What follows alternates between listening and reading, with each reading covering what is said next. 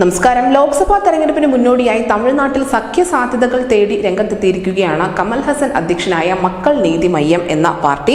നിലവിൽ DMK കോൺഗ്രസ് ഇടത് സഖ്യത്തിന്റെ ഭാഗമായി കമൽ ഹസനെ മാറിയേക്കുമെന്നുള്ള അഭ്യൂഹങ്ങൾ വളരെ ശക്തമായി തന്നെ തമിഴകത്ത് നിന്നും വരുന്നുണ്ട്. മക്കൾ നീതി മയ്യത്തിന്റെ അടിയന്തര യോഗം ഇന്ന് ചെന്നൈയിൽ ചേരാനിരിക്കവെയാണ് ഇത്തരത്തിലുള്ള ഒരു സഖ്യ സാധ്യതയെക്കുറിച്ചുള്ള ഏറ്റവും പ്രധാനപ്പെട്ട ഏറ്റവും പുതിയ വാർത്തകൾ പുറത്തു വന്നിരിക്കുന്നത്.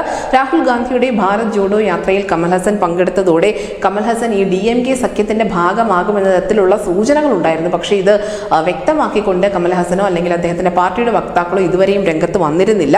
നിലവിൽ എന്തായാലും കോയമ്പത്തൂർ സീറ്റിൽ തന്നെയാണ് കമൽ ഹസൻ മത്സരിക്കാൻ താല്പര്യപ്പെടുന്നത്. കമൽ ഹസൻ മത്സരിക്കാൻ ആഗ്രഹിക്കുന്ന കോയമ്പത്തൂരിൽ കഴിഞ്ഞ തവണ DMK സഖ്യത്തിലെ CPM ആണ് വിജയിച്ച് കയറിയത് എന്ന ഒരു കാര്യം കൂടി നമ്മൾ ഓർമ്മിക്കേണ്ടതുണ്ട്.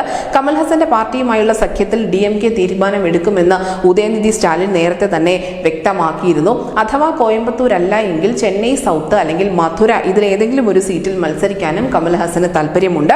2024 തെരഞ്ഞെടുപ്പ് തന്ത്രം ആവിഷ്കരിക്കുന്നതിന് വോട്ടർമാരുടെ അഭിപ്രായങ്ങൾ സ്വരൂപിക്കുന്നതിനും മറ്റുമായി മക്കളോട് മയ്യം എന്ന വീട് തോറുമുള്ള ഒരു ജനസമ്പർക്ക പരിപാടി കൂടി ഈ പാർട്ടി ആസൂത്രണം ചെയ്തിട്ടുണ്ട്.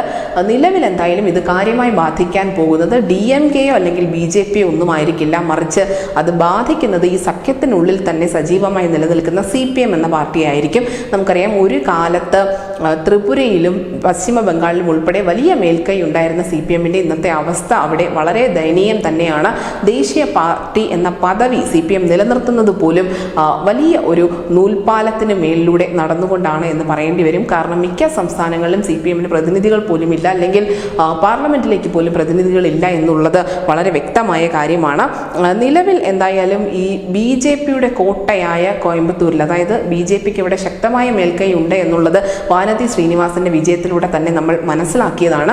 കൊങ്കുനാട് ഉൾപ്പെടുന്ന കോയമ്പത്തൂർ മേഖല BJPയുടെ ഏറ്റവും വലിയ ലക്ഷ്യങ്ങളിലൊന്നാണ്. അവിടെ ഒരു ശക്തനായ മത്സരാർത്ഥി, അണ്ണാമലയെ പോലെയുള്ള ശക്തനായ മത്സരാർത്ഥി വരികയാണെങ്കിൽ തീർച്ചയായും ലോക്സഭാ തെരഞ്ഞെടുപ്പിൽ മത്സര വീര്യം ഏറുമെന്നുറപ്പാണ്. പക്ഷേ മത്സരം കനത്താലും അത് തിരിച്ചടിയാകാൻ പോകുന്നത് CPMനായിരിക്കും. കാരണം CPM പ്രതിനിധീകരിക്കുന്ന ആ സീറ്റിലേക്ക് മക്കൾ നീതി മയ്യം അഥവാ MNM എന്ന കമൽ ഹസന്റെ പാർട്ടി വരികയാണെങ്കിൽ തീർച്ചയായും സഖ്യത്തിലുള്ളത് കൊണ്ട് തന്നെ വിട്ടുവീഴ്ചയ്ക്ക് CPM തയ്യാറാകേണ്ടി വരും. News desk news India Malayalam.